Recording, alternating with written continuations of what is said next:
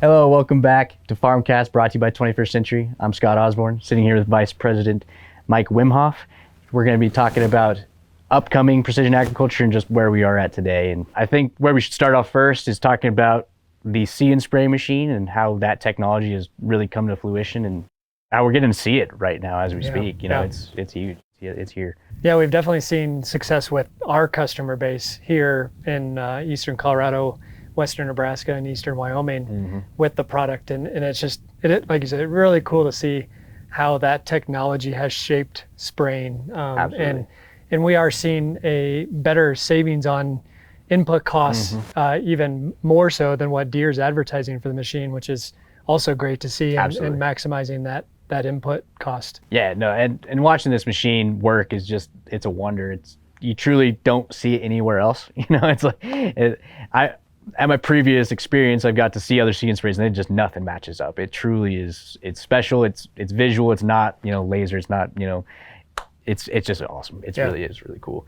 Watching it go through the field, would you say there's any things that you would not like about it, or is there things that you think just it absolutely kills? There's obviously, with the new technology, there's things that it will continue to expand upon and become better at.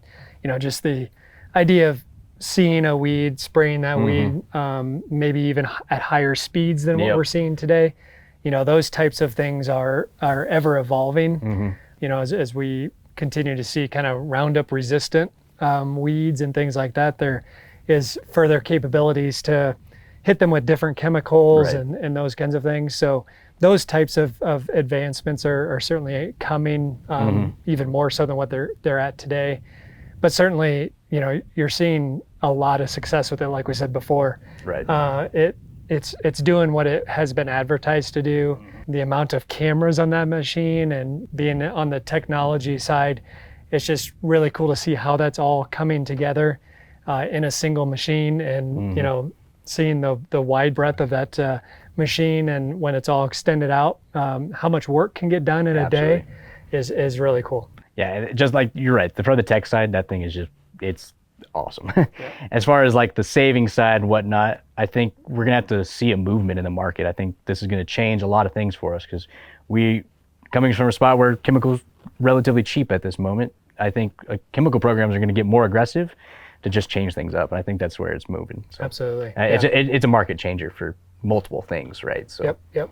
We are seeing, in our AOR, very good coverage on spraying applications throughout the field with every acre. So, what that tells me is that there's a willingness to adopt that type of technology. And so when it comes and when there's a big comfort level across customer bases on how much they can save, baseline to the cost of the technology and the machine and the equipment, I fully believe we'll see a broad adoption, certainly in our AOR at 21st Century. I completely agree. I don't think you'll see no one's going to scoff at it. Once you see it, that's something that you want to have on your property. It's a saver, but it's also it's an investment in your future. It's what's going to happen, right? So moving on, I think AutoTrac Turn Automation is the next big one for us. I think it's been here. I think just seeing people fully utilize it for the first time is super cool. Showed it to my dad, and he was like, "I don't think I ever need to drive again." He was like, he was done with it at that point. But, yeah, it is really cool to see, and knowing that, seeing how customers adapt to it and how they gain trust with the product over just a few passes, right? First they're like, "Oh, do I need to grab the wheel? Do I need to grab the wheel?" And then eventually they just trust that it's going to do what it's going to do. Building your confidence with it, they just really get it going. Yeah. Watching it happen with other machines, hopefully coming soon. I think we'll see sprayers, and I think we'll see combines eventually. I think that's where that's headed, and I think like we said, we're moving towards autonomy. This is a humongous step. It has to happen, right? So I think that's where we're going. Yeah, and it's just really cool to see that coming to fruition here. It's been something that's been asked for by customers for a long time. Like, hey, these things drive themselves. Why can't they turn them around?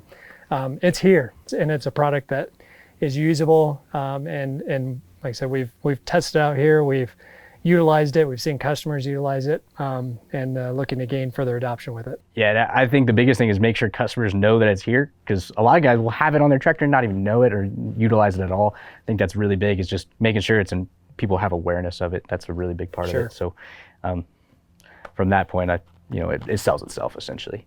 Moving on, I think we're having more tech as far as ExactShot. I think that's going to be a humongous saver, kind of like See and Spray, but it might even be more advanced, if you could say it. Like that timing is even more split. Yep. Yeah. If you don't know what ExactShot is, it's a technology on the planter system that is spraying the seed as it's going into the ground. And so when you see this thing happen real time, you don't really see the spurts of fertilizer. But when you slow that down into a slow motion video, you can really see it's hitting every seed that's going into the ground. Just an amazing technology that can, again, save so much on input costs for our growers. And much like See and Spray, excited to see that get adopted as well as a kind of a standard, really. Absolutely, yeah. That's a game changer as far as what you can save on fertilizer, but I think even you could see other usage for that, because pesticides, fungicides, whatever you need around that seed, you can actually apply it directly where you need it, and those are expensive things, and that can save you a lot of cash. So absolutely, that's a game changer for sure.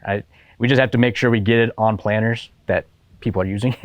So I think that's where we're headed. And maybe another thing to talk through is setup planner and work planner. So kind of off-board systems, but as we look towards autonomy and as we look towards further automation of the machines, that is something that is going to be invaluable for growers to really make that plan, and then for the machine to execute that plan. And knowing that it's predictable, making sure that what they plan to happen is going to happen as they get into the field, as the operation is executed.